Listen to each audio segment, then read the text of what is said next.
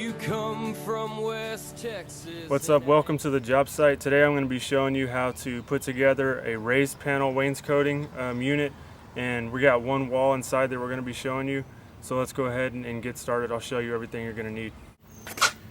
So what you're really going to need for this, the most important thing, is obviously a raised panel set. This one's from Sommerfeld's Tools, and this is going to allow you to make the joints connect and allow you to raise the big panel that's in the middle.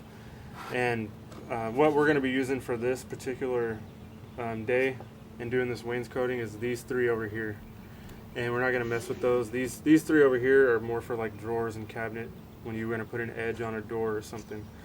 And really what we're going to start with is these two. These are what's called cope and stick, and they're going to create this right here for us. This is alder. We're going to be using MDF today, but this will give you an example of what it is. But it's a tongue and a groove basically that join together like any cabinet door, and they go together like that, and they leave this this groove right here exposed, so then we can come in with this big boy here and raise the panel, and it'll leave a 1/4 inch in there so we can set that panel into that groove. So our first thing we're going to do, the first bit that we're going to make, or the first bit that we're going to use so we can make our pieces, is going to be this one here. This is a groove, and this is going to be the groove cutting bit. Should look something like this. All of these look the same. I know Freud makes some, but I really like this guy, Sommerfeld. He's got a lot of cool stuff. Probably the most important thing about this whole job, taking on a job like this, is having a good router table. And you can get away with doing it with like a cheaper router table.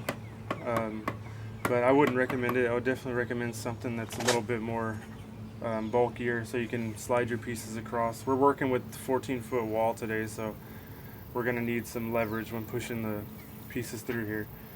But basically what I'm going to do is just drop that bit in there. He gives you these zero clearance inserts that you can put in and tighten. And what that does, it lets you so your material doesn't sag in there. So once I got that ready to go, I'm going to use this pre-made piece that I already have. This is that alder, and then I can work on lining this up with what I've already got. And then from here it's just trial and error, because this piece right here is not exactly as thick as this, so I got to play with it until I get the proper joint that I want. So once you're to this point, what you can do is you want to slide your fence over so you get the best clearance you can, and then you're going to take a straight edge, and there's a bearing right here. You can just line up this bearing, pull your fence over, and then there's a knob over here where you can tighten it down behind the fence. So once you're at this point, you can tighten the fence up so that's not sliding around on you while you're pushing material through. And then from here it's just going to be checking doing a test piece, pulling that out, putting the tongue bit in, and then checking it out. Once I'm good, I'll know my router height is perfect, and we'll be ready to actually start machining all the pieces for the wall inside.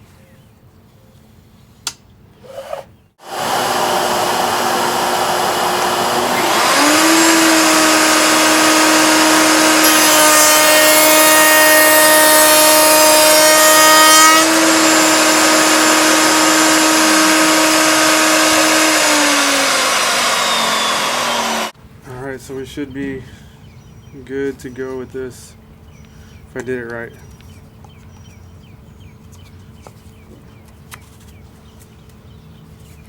That's what you should end up with for your stiles and rails. A nice tight fit like that. Flush across the back and flush across the front. That's what you want.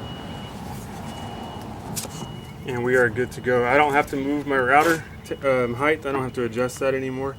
Now what we can do is cut all of our pieces to length. We already took our measurements on the wall inside, and we already removed all the old trim. We took out the baseboard. There was an existing chair rail and we had to trim a few other baseboards. So we're good to go ahead and get started.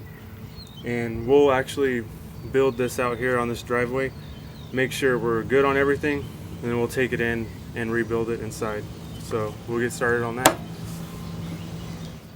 So we went ahead and cut all of our pieces. These are the styles in my hand that I have.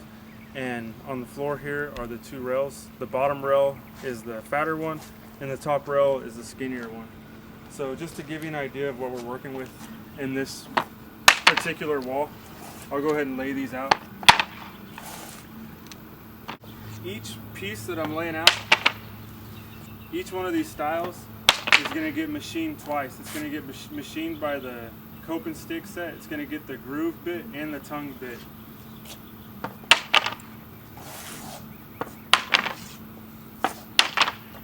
So that's about what we're working with for this wall. So what I'm saying here is, on each side of this style, it's going to get the groove cutting bit, and on the top and then on the bottom, it's going to get the tongue bit. That way it can slide into the groove that we cut on the inside of the bottom and top rail. But that gives you an idea of what we're working with for this first wall.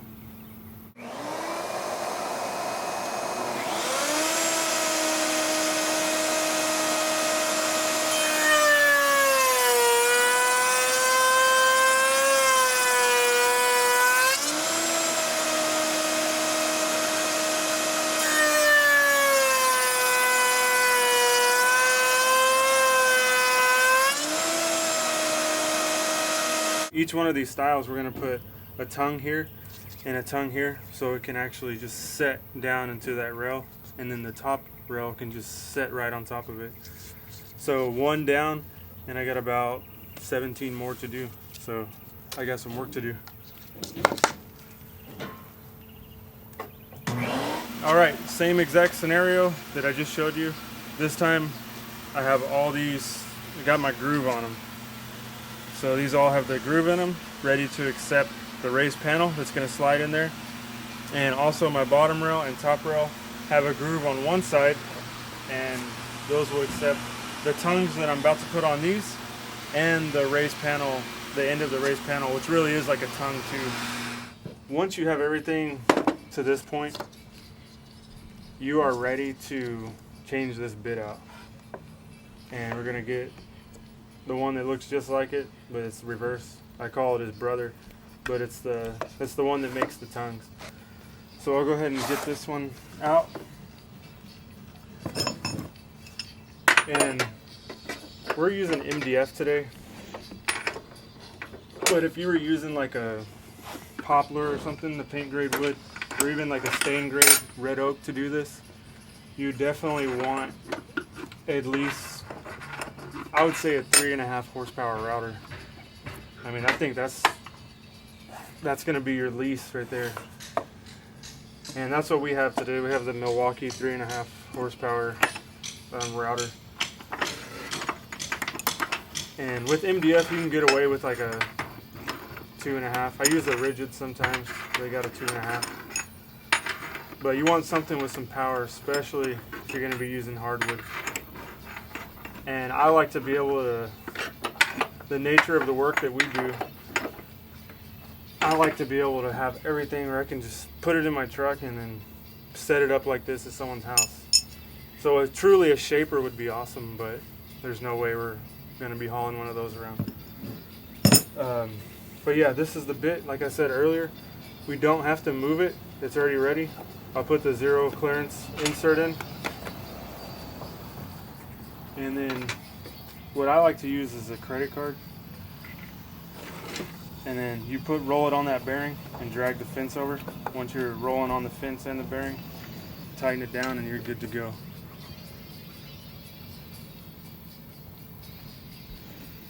And now what I'll do, this is a little tricky on this one, because you have to come in face down, make sure the grooves are face down, and right against the fence like this, but you can easily see how that could get away from you.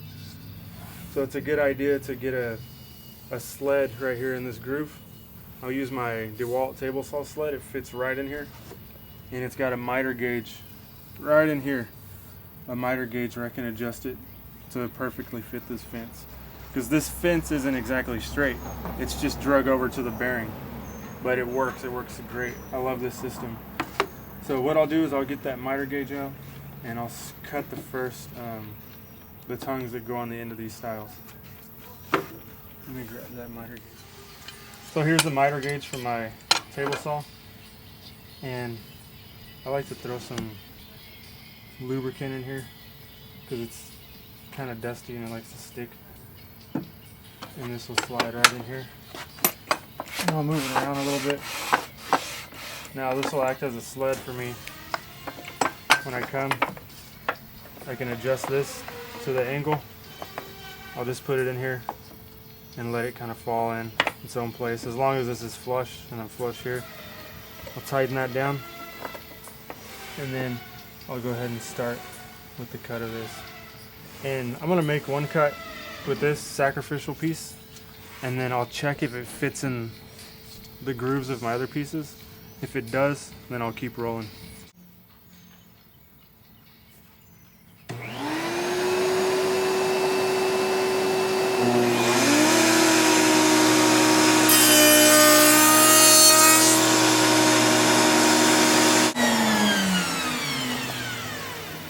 This is what you should end up with. And right here, you saw me just break off those little chunks with my hand. That's alright. There's no need to move the height of the router for that. So there's your tongue. There's your groove, and let's check out if it works. So this should fit right in here. And that is exactly what I wanted to see.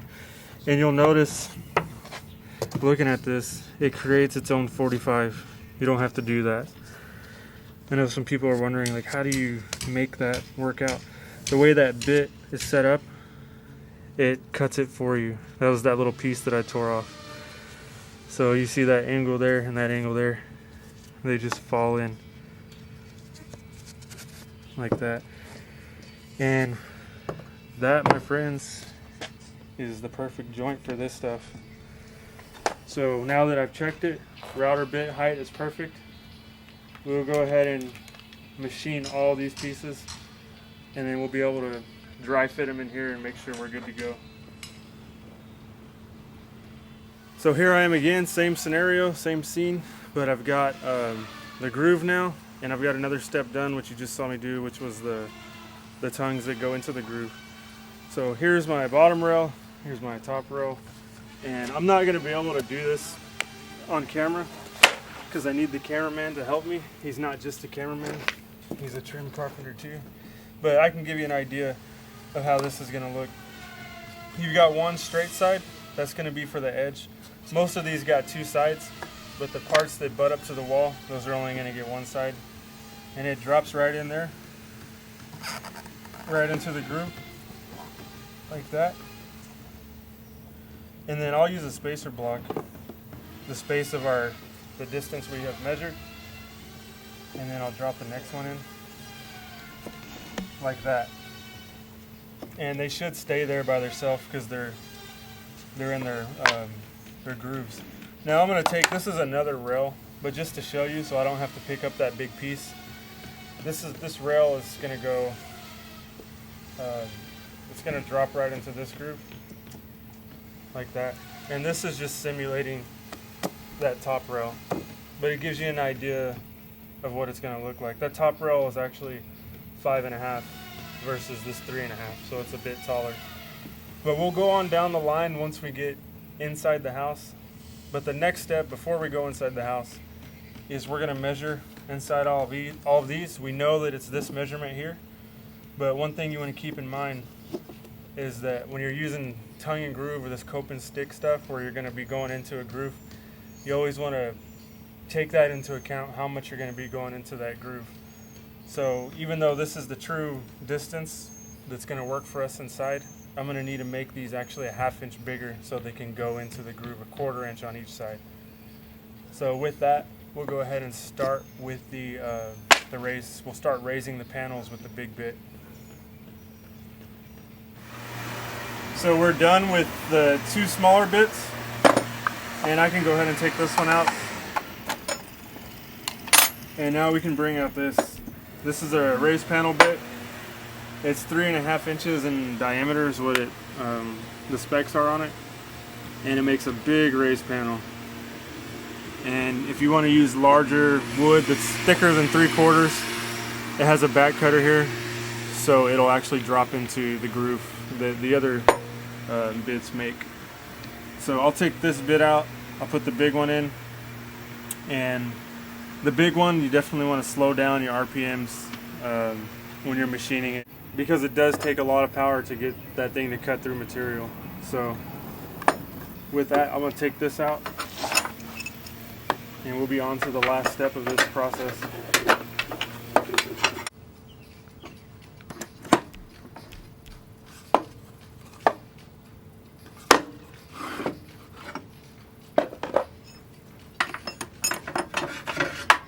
And they do make, the guy Summerfield, he makes a bent wrench so you can adjust on top of the table.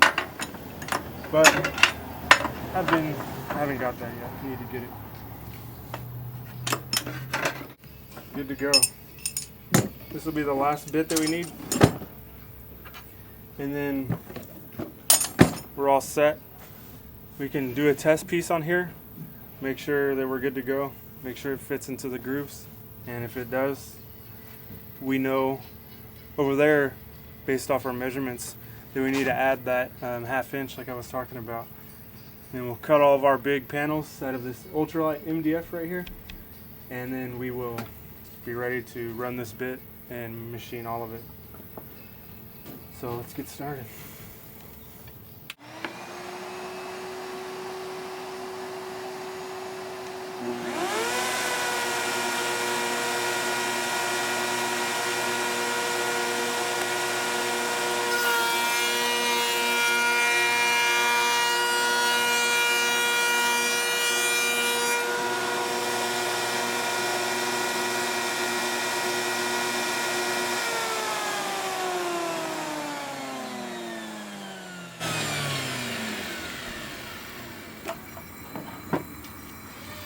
And this is what you should end up with here. Should end up with about 1/4 inch here, 1/4 inch down the way, and you see how it pulls its own 45 here. So I'll grab a style and we'll check this out, see if it fits in here good. That's what you want right there. Now with this set, I did have to move the raised panel bit a little bit, because this material isn't true 3/4. It's just a 1/16 under 3/4. But that's what you want. You want that to just fall in there perfectly like that. Another thing I'll say about this set, which most sets are the same way I believe, this right here, you'll see a gap in there. This is really a 1/2 inch right there from the edge of this tongue right here to the edge of this style. There's a 1/2 inch distance. But I only add 1/4 inch because you'll notice this piece does not penetrate all the way through there. So the reason for that is when they design these cabinet making sets, like this one that I'm using, wood expands and contracts, but MDF does not. And we're not worried about it expansion and contraction with wainscoting. We're going to be nailing this straight to the drywall. But that's one thing that we have to take into account. It's not that big of a deal. It's actually not an issue at all. It's just something that's good to know if you're going to be taking on something like this. You always want to make your pieces a 1/2 inch bigger than they actually are in the inside of the gap between style and style, so it can get that extra 1/4 inch on each side into the groove. So that's what you should end up with right there. This will sit in the bottom rail. Top rail will cap onto all that. On the back here, you'll see that there's this part of the style. It's actually pushing the raised panel out, and that's why people like the raised panel, because it bumps out. And the thicker the wood that you use, you could use 4/4 poplar, you could use a lot of things. There's actually 1 inch MDF too that you could use. We'll talk about dusty, but you could bring this thing out and pop that raised panel out big time. But that right there is beautiful. So we're good to go. Our bit is set. All we got to do is cut the panels to size and fit them in to the framework over there that we got, and we'll show you how that looks inside once we get there.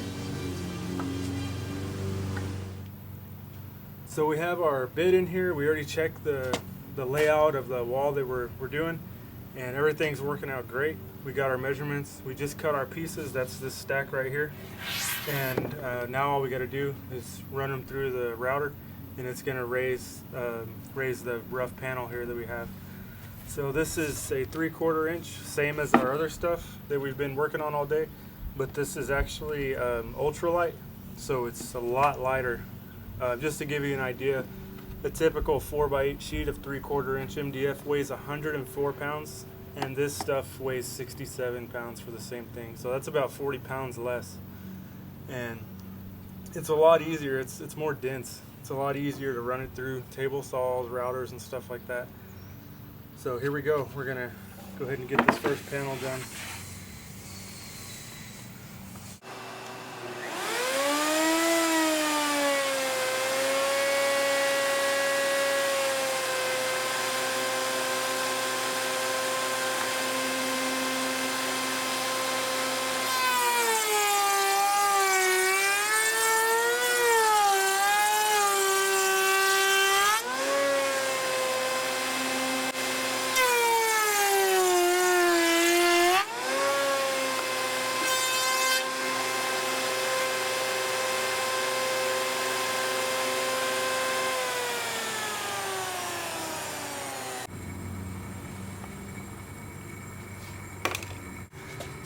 This is a raised panel with a 1/4 inch tongue on it, and you saw me right there. I passed the panel through 2 times just to make sure I got the perfect machining on it. So I'm gonna go ahead and do the rest of them now. All right, so we're finally in the house now. Here's the wall that we've been working on outside, and what I'm gonna do first is pretty much put this together like a puzzle piece. I'm gonna put the bottom rail in, start over here with this right-handed style panel, on down the line. Once I got all that in, I'll cap it off, make sure I'm nice and level, make any adjustments, close gaps that I need to close, and then we'll go ahead and shoot this thing with the nail gun. So I'll get started.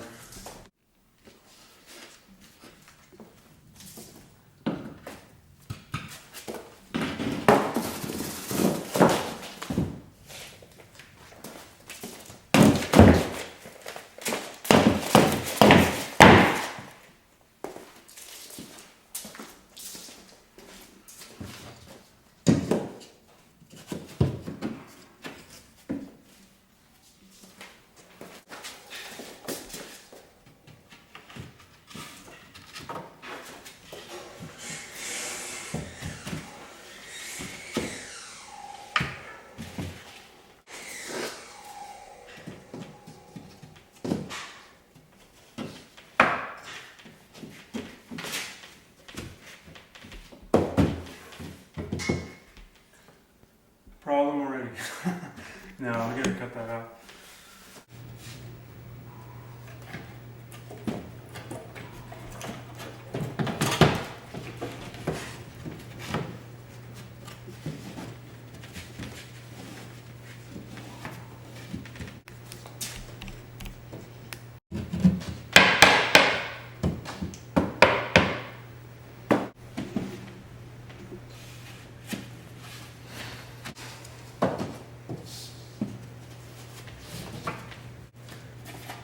This is definitely a lot of work, but even now you can just see how awesome it's going to look, even without paint.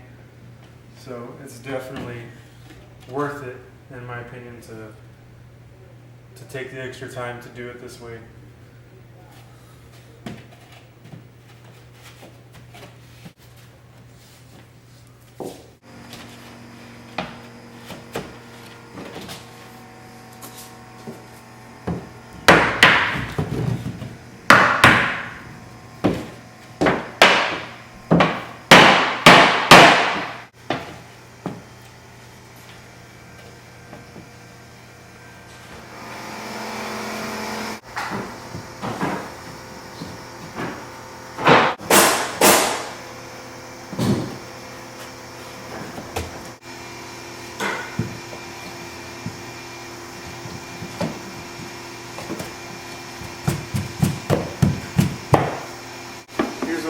have to do on the last one. You have to put this in here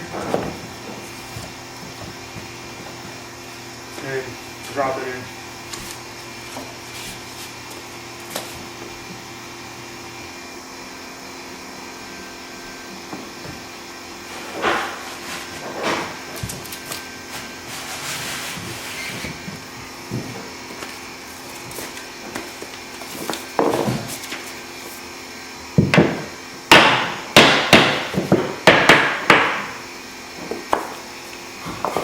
Alright, here we go.